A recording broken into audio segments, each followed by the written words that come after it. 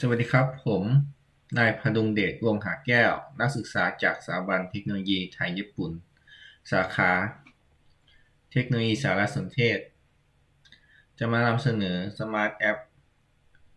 Aqua นวัตกรรมฟาร์มปลาทางไกลความเป็นมาของแอปนะครับการสร้างรายได้ที่มั่นคงนอกเหนือจากงานประจำในต่างประเทศเพื่อวางรากฐานความมั่นคั่งในระยะยาวและ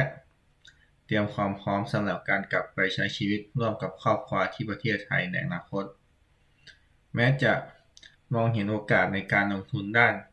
ฟาร์มประมงเนื่องจากมีทรัพยากรและปัจจัยพื้นฐานที่เหมาะสม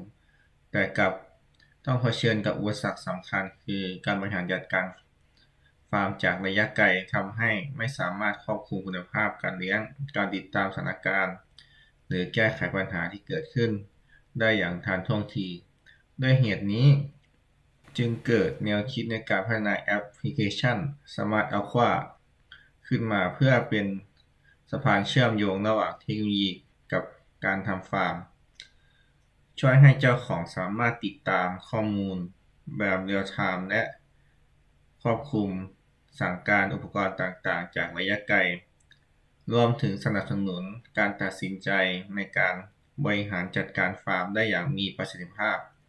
ไม่ว่าจะอยู่ที่ใดในโลกแนวคิดนี้ไม่เพียงช่วยแก้ปัญหาการทำฟาร์มทางไกลของตนเองเท่านั้นแต่ยังมีเป้าหมายที่จะยกระดับการบริหารจัดการฟาร์มประมงให้มีความทันสมัยลดข้อจำกัดด้านระยะทางและการสร้างโอกาสให้ผู้ประกอบการสามารถดำเนินธุรกิจได้อย่าง